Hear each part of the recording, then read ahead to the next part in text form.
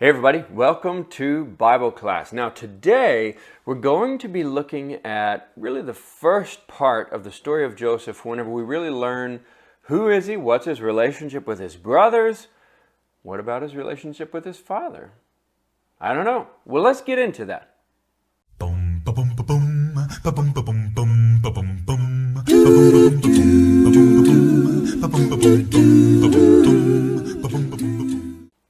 So if you have your Bible, you might open it to Genesis chapter 37 because that's where we read about the beginning of the story of Joseph. Now, let me ask you, we all basically know that Joseph was his father's favorite, but do you know why he was his father's favorite? There's actually a reason for it. Do you know? Maybe if you look at your Bible here with me, we're going to look at Genesis 37, verse 3 and 4. It says, "Now Israel," which is Jacob, "he loved Joseph more than any of his other sons because he had been born to him in his old age." So if you remember, who was Joseph's mother? It was Rachel. Was Rachel Jacob's first wife? Actually, no. So Jacob, if you remember, he was saying, I want to marry Rachel. I'll work for 7 years to marry her. And on the day that he got married, Laban gave him Leah. And he's like, wait a minute, I worked for Rachel. And he goes, yeah, but Leah's older. We always give the older one in marriage first. So he worked, well, I guess he waited another week. Then he got to marry Rachel and he worked another 7 years.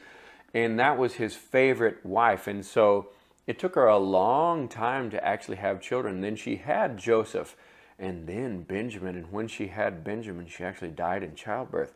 So Joseph was the oldest son of his favorite wife. That has a lot to do with why Joseph is the favorite son of Israel, of Jacob.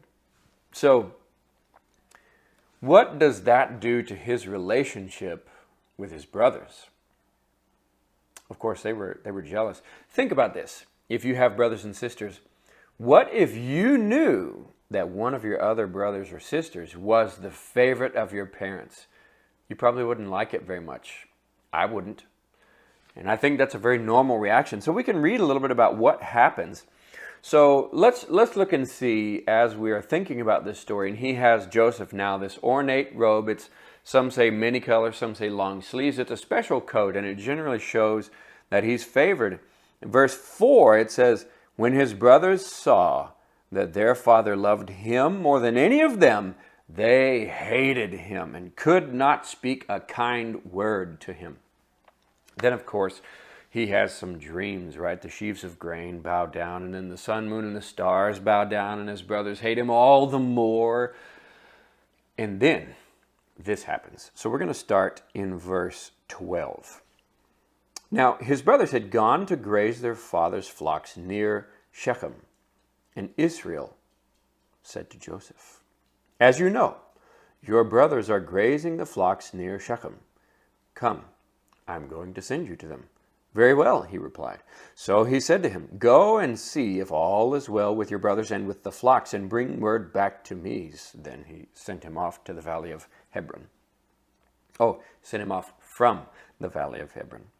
When Joseph arrived at Shechem, a man found him wandering around in the fields and asked him, what are you looking for?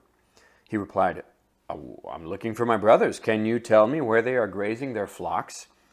They have moved on from here, the man answered. I heard them say, let's go to Dothan. So Joseph went after his brothers and found them near Dothan. Look, my Bible class buddy. So think about this. If you were Joseph's brothers, you were obviously out in the fields working with the sheep. What was Joseph doing? You don't know, but you know he's not out in the field working with the sheep, and so you probably think he's just at home sitting around and his father's treating him special, which is very likely. In fact, some would say that his special coat basically meant that he didn't have to work. So they're out there working, and they already hate him. They can't say a kind word to him, and they hate him all the more because of his dreams. Now, if you were out in the field way away from your father and you saw him coming, Would you be like, oh, great, my favorite brother is here? Or would you think, nobody's around. Dad's not here either. This is our chance to beat him up. If it was me, I might be thinking this is my chance to give him one. But that's just me. So let's look and see, what do his brothers do? So this is starting in verse 18. When they saw him in the distance, and before he reached them, they plotted to kill him. Here comes that dreamer, they said to each other. Come now, let's kill him and throw him into one of these cisterns and say that a ferocious animal devoured him. Then we'll see what comes of his dreams. Then Reuben heard this, and he tried to rescue him from their hands. Reuben, of course, is the oldest son. Let's not take his life, he said. Don't shed any blood. Throw him into the cistern here in the wilderness, but don't lay a hand on him. Reuben said this to rescue him from them and take him back to his father. So when Joseph came to his brothers, they stripped that special robe off of him, the ornate robe that he was wearing, and they took him and threw him into the cistern. Now the cistern was empty. There was no water in it. So they almost killed Joseph. They had this whole plot. They were like, we need to kill our brother because of his dreams, and we hate all that's bad, right? But somebody said, no, let's don't do that. Let's not kill him. Who was it? It was Reuben, right? And what was Reuben's idea? Well, his idea, he said, let's just throw him into this well, in this cistern. It's a pit. What is a cistern? It's a hole in the ground that's been carved out maybe, or it's natural and it's stone, or it's been lined with plaster so that it will hold water. So if it rains, it collects water, and then if it doesn't rain for a long time, you still have water. That way you don't die of thirst, because that's a real problem. So they have this cistern in there, and they said, there's no water in it. Let's put him in there. And their plan is to take him out later. Reuben says, I'm going to save him. But what actually happens? Let's see. We're going to pick up in verse 25. They sat down to eat their meal. They looked up and saw a caravan of Ishmaelites coming from Gilead. Their camels were loaded with spices, balm, and myrrh, and they were on their way to take them down to Egypt. Judah said to his brothers, what will we gain if we kill our brother and cover up his blood? Come, let's sell him to the Ishmaelites and not lay our hands on him. After all, he is our brother, our own flesh and blood. His brothers agreed. So, when the Midianite merchants came by, his brothers pulled Joseph up out of the cistern and sold him for 20 shekels of silver to the Ishmaelites, who took him to Egypt. When Reuben returned to the cistern, makes me think that Reuben wasn't there when they decided this. And Reuben saw that Joseph was not there. He tore his clothes. He went back to his brothers and said, the boy isn't there. Where can I turn now? So Reuben is distressed. He didn't think it was a good idea. He was like, this is our brother. We can't do this. But they did, and now Joseph is sold into slavery, and they've got to find a way. What are we going to say to our father? They have a predicament on their hands, don't they? So, of course, they say, let's tell him the truth. Let's say, we don't really like our brother very much, and so we threw him in a pit, we took his robe, and, we sold him into slavery in Egypt. So we don't really know where he is now, but we made 20 shekels. Hey. No, of course not. They do something much more sinister than that. Let's see. Fortunately, we have the story. This is starting in verse 31.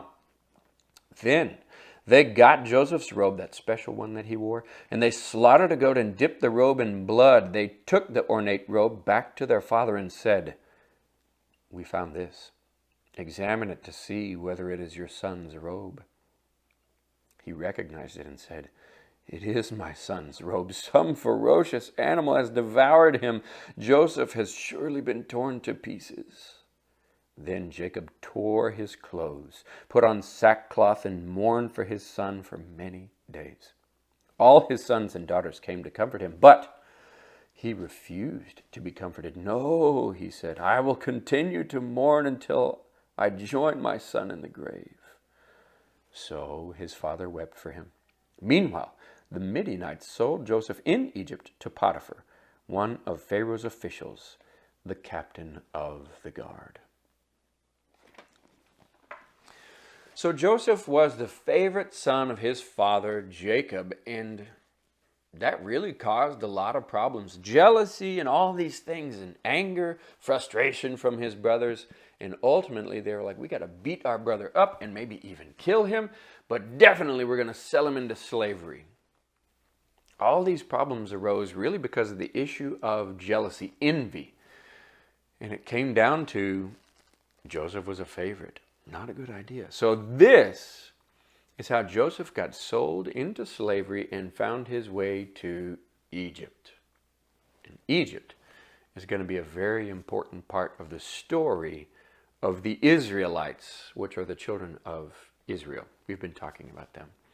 So on Sunday, you're going to get to do a little bit more interaction with this story, and you will need to know these things as you start thinking about maybe the emotions. How did people feel during these things? That's, I think, an important thing to remember. So thank you for coming to Bible class today. I hope that I will see you again next time. Have a good week.